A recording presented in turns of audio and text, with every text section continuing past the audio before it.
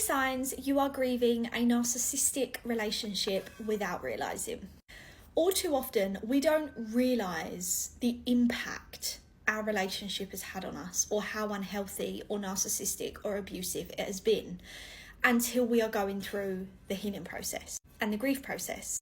And we start to compare it maybe to longer term relationships, that we would have thought the healing process would have been a lot more difficult, but this one trumps them all. And that can leave you feeling really confused and really lost and really stuck, because then things start to not make sense. And it's like, well, now what do I do? Because this feels horrific. It is the worst thing I've ever felt.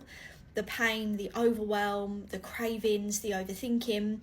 And I don't really know what to do with it, because all my other breakups were, quote, normal ones. So sign number 1. Often when you are going through a narcissistic breakup with somebody who is anywhere on that narcissistic spectrum, you will overthink and ruminate about their behaviour. You will be desperate to try and make it make sense. You'll wonder if they're going to come back. You'll wonder if they can actually change. You'll wonder who you've actually been with.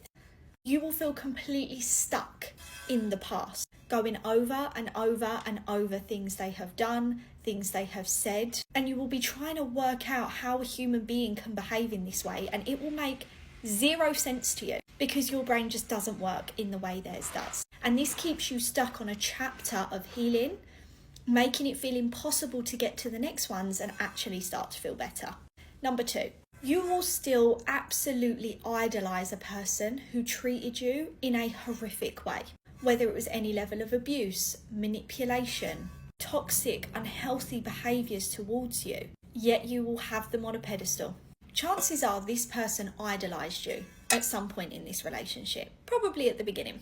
They put you on the best pedestal. They made you feel the best you've ever felt. You've never felt a high like it. You felt like the most special person and the centre of their universe.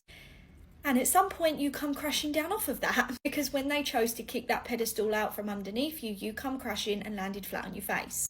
Now, when the relationship ends, the idolisation phase switches and you begin to idolise them the way they idolised you.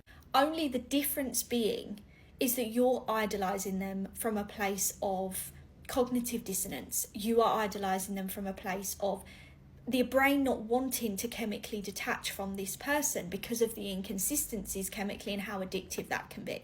Whereas they were idolising you from a manipulative standpoint with a goal in mind. But when you're going through a breakup with a narcissist, you begin to idolise a person that if they treated anyone you love in the way they've treated you, you certainly would not idolise them. But this is a sign that this relationship was very unhealthy, because the facts are not hitting you in the face. And if they are, they're not strong enough to stay around. Number 3, you will have a ton of self-doubt. This is a stage in a narcissistic breakup that we have to go all in with the tools with clients, because just talking about it is not going to take this away.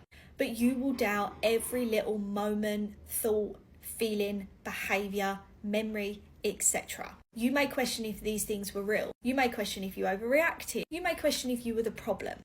All the time you're in and under the cloud of self-doubt, that I call it, and it is raining down on you. You can't gain any clarity. You can't actually see the wood for the tree. You can't actually begin to heal. So it's one of the most important stages that we move clients through immediately. But ultimately, when you have been in a relationship with a narcissist, their goal has been to confuse you, to manipulate you, to gaslight you, to convince you of a different reality. And just because you're out of this relationship doesn't mean that those seeds that they've planted just shrivel up and die. Sadly, they begin to grow.